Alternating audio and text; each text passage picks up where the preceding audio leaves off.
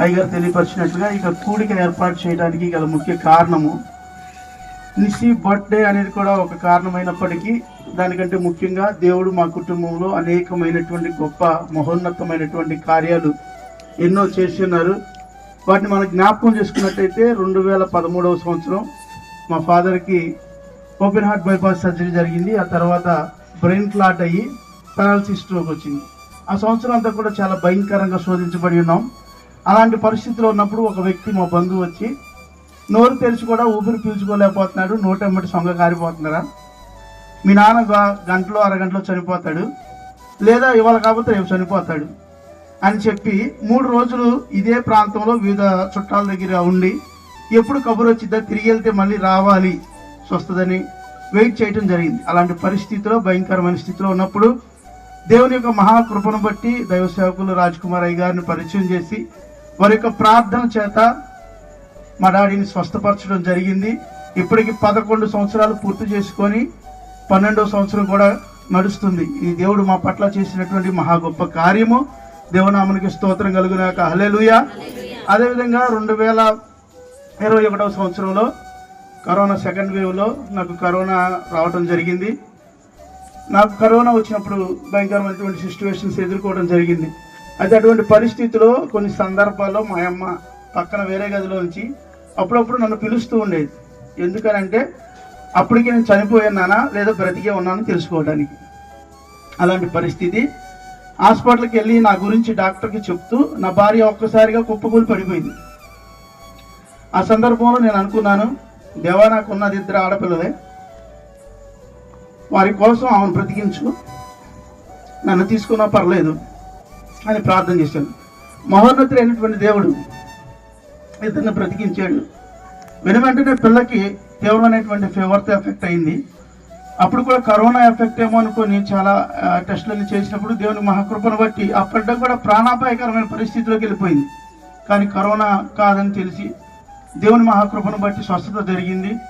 అదేవిధంగా గడిచినటువంటి కొన్ని నెలల క్రితం నిస్సికే తీవ్రమైనటువంటి కడుపు నొప్పితో బాధపడి చాలా వేదన చెందుతున్నప్పుడు దేవుని యొక్క కృపను బట్టి ఆ యొక్క పరిస్థితి నుంచి కూడా దేవుడు స్వస్థపరిచున్నాడు.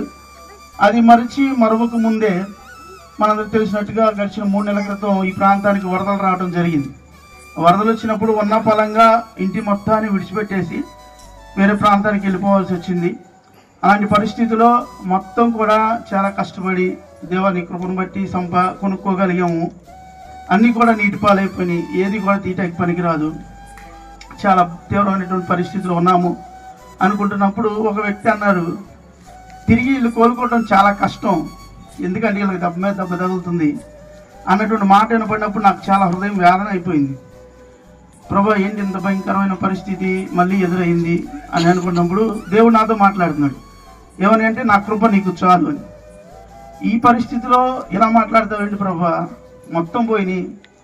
నేను ఊహించింది ఏంటంటే మొత్తం ఇంట్లో ఉన్నవన్నీ కూడా బయట పడేసేయాల్సిన పరిస్థితి, కటిక నేల మీద ఏదో దుప్పటేసుకొని పిల్లలను కూడా పెంచుకోవాలి. ఈ పరిస్థితి ఎప్పటికీ సెట్ అయిందో తెలియదు, మళ్ళీ ఎప్పుడు నార్మల్ స్టేజ్ వస్తుందో తెలియదని నేను ఊహించాను.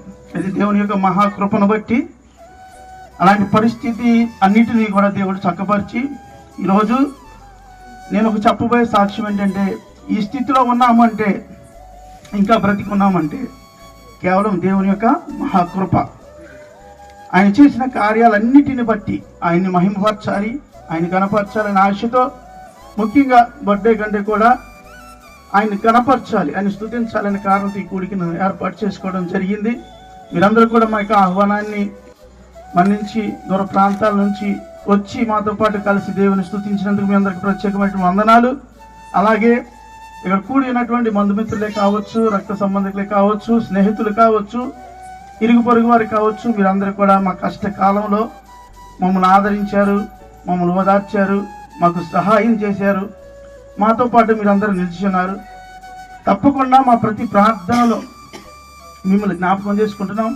మీ కుటుంబాల దీవెన కోసము, మీ కుటుంబాల ఆశీర్వాదం కోసం మీరు కూడా మీ యొక్క ప్రార్థనలు మా కుటుంబంలో గురించి ఎప్పుడు కూడా జ్ఞాపకం చేసుకుంటూ ఉండాలని, ఈ సాక్ష్యమును బట్టి దేవునికి మహిమ కలుగును గాక. ఈ సాక్ష్యమును దేవుడు దీవించును గాక.